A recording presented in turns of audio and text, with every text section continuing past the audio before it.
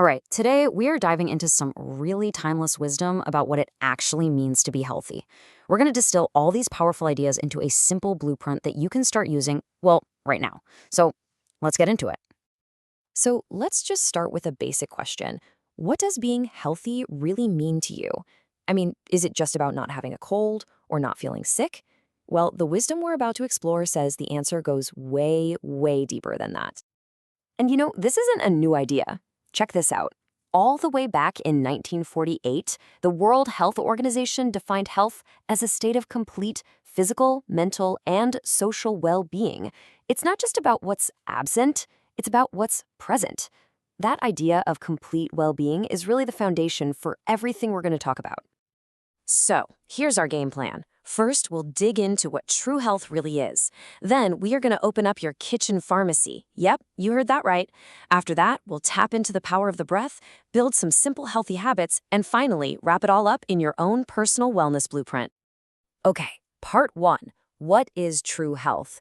This is all about moving beyond that old school idea of just not being sick and into something way more empowering. The real mental shift here is to stop thinking of health as some finish line you cross. Instead, think of it as the fuel for your life.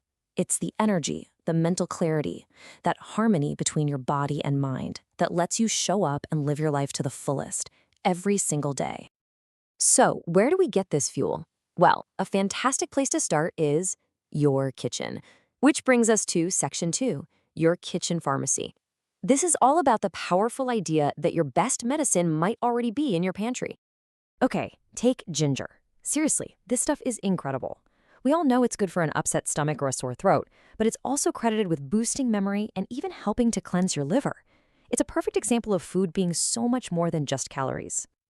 And then you've got garlic. I mean, this is a real powerhouse. The source material points to its huge role in heart health. We're talking reducing cholesterol, helping with blood pressure, but it also just supercharges your immune system. What's not to love? And the list just keeps going. Things like curry leaves are amazing for your digestion and appetite.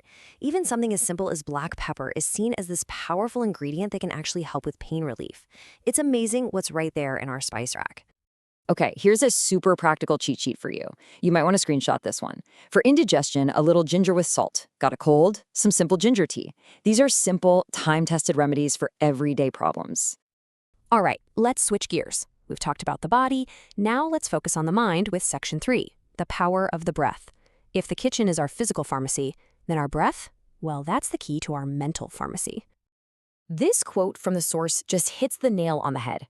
We spend so much time looking for happiness out there in the world, but true lasting happiness, that's an inside job. And meditation is one of the most direct paths to finding it.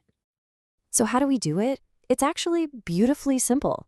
Just sit down somewhere comfortable, close your eyes, and bring your focus to the feeling of your breath. Now, here's the most important part. Your mind is going to wander. That's what minds do. It's not a mistake. The real practice is just gently, without any judgment, bringing it back, even if you have to do it 100 times in a few minutes. And what's the time commitment here? Just 10 or 15 minutes a day. That's it. For less time than it takes to scroll through social media, you get less stress, a calmer mind, and way more clarity. Talk about a good deal. Okay, on to section 4, habits for a healthy life. This is where the rubber meets the road. It's about turning these big ideas into small, everyday actions that build a really strong foundation for your well-being. When we look at food habits, the advice is refreshingly straightforward. This isn't about some crazy, restrictive diet. It's just about balance.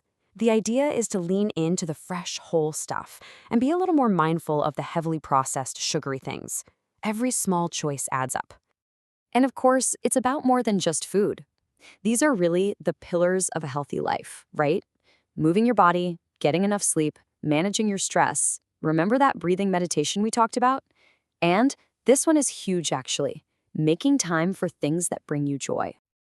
And you can kind of see here how it all fits together like pieces of a puzzle. Real self-care isn't just one thing.